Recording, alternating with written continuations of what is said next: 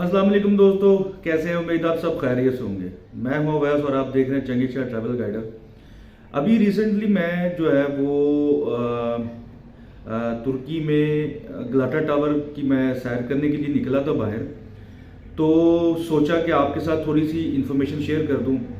उस इन्फॉर्मेशन में शेयर करने वाली बात ये थी क्यों कि तुर्की हुकाम ने सिटीजनशिप के अंदर थोड़ी सी चेंजिंग की है।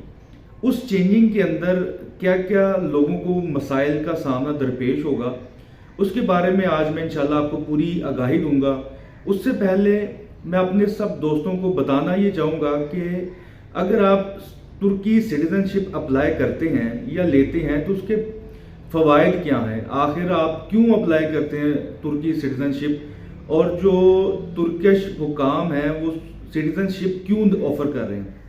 सबसे पहले इसकी बेनिफिट्स जो है वो मैं आपको बताना शुरू करता हूँ। वीडियो स्टार्ट करने से पहले सभी दोस्तों से गुजारिश है कि अपने भाई के चैनल प्लीज़ सब्सक्राइब कर लें, बेल आइकन लाजमी दबाएं और अपने दोस्तों के साथ मेरी वीडियोस को लाजमी शेयर करें। चलें वीडियो को वापस आते हैं। इसके बेनिफिट ये हैं कि अगर आप टर्किश सिटीजनशिप के लिए अप्लाई करते हैं तो सबसे पहले आपको मिलता क्या है, आपको मिलता है टर्किश पासपोर्ट।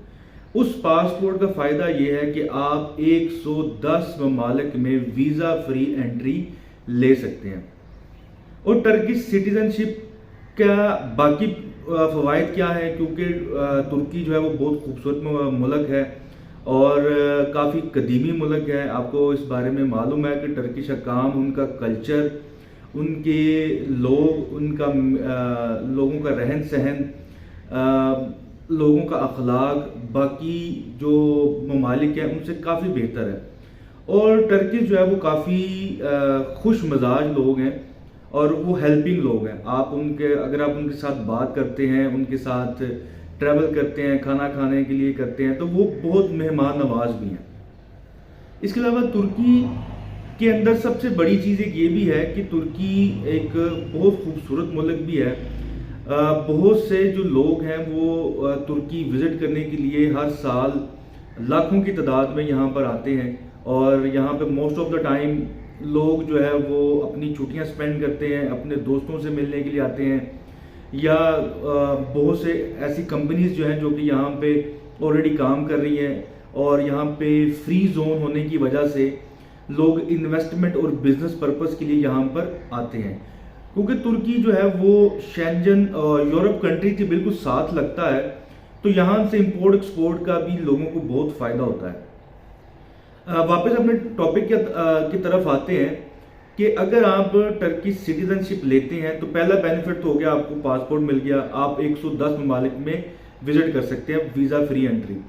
दूसरा इसका बेनिफिट ये है कि आप B1 B2 यूएसए का वीज़ा अप्लाई कर सकते हैं, जो कि टूरिस्ट और बिजनेस पर्पस के लिए होता है और इसकी जो मियाद है वो अप टू 10 ईयर्स तक होती है। आप वो अप्लाई कर सकते हैं और बासानी ले सकते हैं, हत्ता कि आपके डॉक्यूमेंट्स जो है वो पूरे होने चाहिए। उसकी जो चीज़ें हैं वो आपने लाजमी पूरा करना है, जो क्राइटेरिया उस पर पूरा उतरना है, लेकिन पासपोर्ट की बुनियाद के ऊपर आपकी जो रिक्वायरमेंट्स है वो थोड़ी कम हो जाती हैं।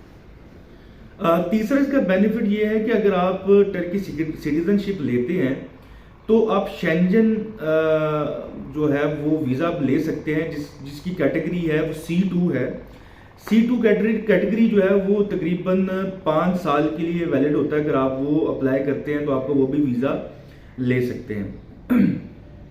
इसके बाद जो लोग इन्वेस्टमेंट करते हैं या बिजनेसमैन हैं, उनके लिए बेनिफिट ये है कि अगर आप टर्किश पासपोर्ट होल्डर हैं और आप अमेरिका में जाके बिजनेस करना चाहते हैं तो वहाँ पर आपको जो वीज़ा मिलता है उसका वो है E2 वीज़ा। E2 वीज़ा जो है जिसके ऊपर आप यूएस से जा भी सकते हैं, बिजनेस कर सकते हैं और वहाँ पे रह भी सकते हैं। नेक्स्ट जो इसका बेनिफिट ये है कि तुर्की में 18 फ्री जोन्स हैं। वहाँ पे अगर आप काम करते हैं तो आप के बिजनेस के अंदर काफ़ी आसानियाँ होती हैं, इम्पोर्ट एक्सपोर्ट के लिए, बाकी टैक्स पर्पस के लिए वो भी आपको काफ़ी आसानियाँ मिलती हैं।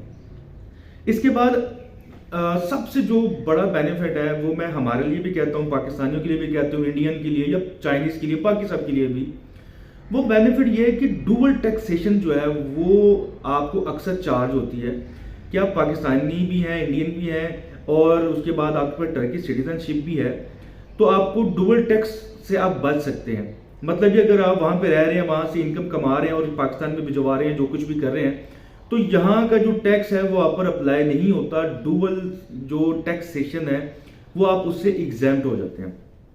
इसके बाद जो बाकी है, बाकी अपने जो दूसरा टॉपिक था मेरा, जिसके अंदर मैं आपको बताना था कि आखिर इसके अंदर सख्तियां किस चीज़ पर आना शुरू हो गई हैं।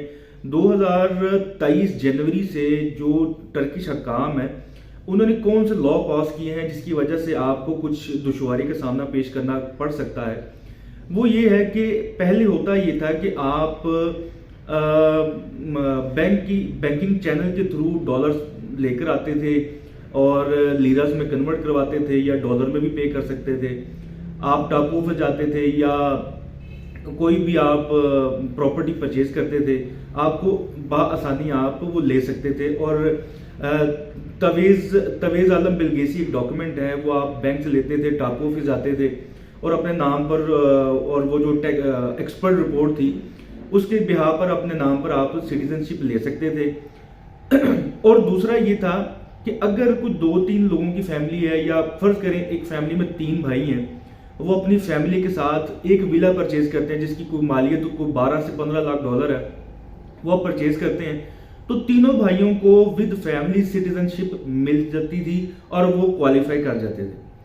अब इसमें चेंजिंग क्या आई? चेंजिंग ये है कि अब जो तबरेज़ आलम बिलगेसी जो डॉक्यूमेंट है वो आप खुद लेने की बजाय हुकाम ने ये कहा है कि बैंक जो है वो ऑफिशियली जो गवर्नमेंट है उनको ये लेटर जो है वो सेंड करेगी। ये इतनी बड़ी कोई चेंज तो नहीं है, लेकिन जो सेकंड चेंज है उसके अंदर मसला है। वो मसला ये है कि अब अगर आपने जो भी विला परचेज किया है उसकी मालियत चाहे 12 लाख है, 15 लाख है, 20 लाख डॉलर है, उस पर एक फैमिली को ही सिटीजनशिप मिलेगी। अब उसका नुकसान ये हुआ कि जो पहले 3 लोगों को मिलती थी अब वो एक पर आ गई है। लेकिन यहां पर अभी भी एक छोटा सा वो एक पॉइंट बाकी है। ये नोटिफिकेशन में किसी भी जगह पर उन्होंने नोटिफाई नहीं किया कि अगर कि आप डिफरेंट प्रॉपर्टीज परचेज कर ले।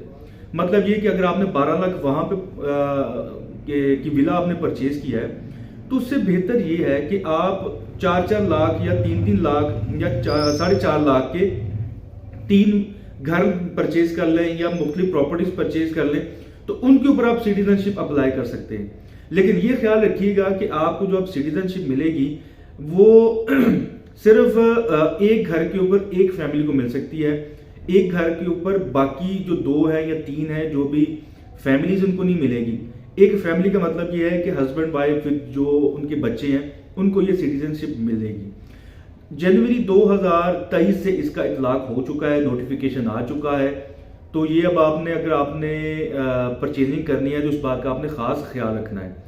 अब नेक्स्ट जैसे से 2023 आगे गुजरता जाएगा, क्योंकि आगे इनके इलेक्शंस भी आने वाले हैं, तो इनके रूल्स के अंदर मजीद कुछ चेंजिंग भी आएंगी, सख्त भी होंगे। और जो भी चेंजिंग आएगी इंशाल्लाह मैं अपनी वीडियोज़ में साथ साथ आपको बताता रहूँगा।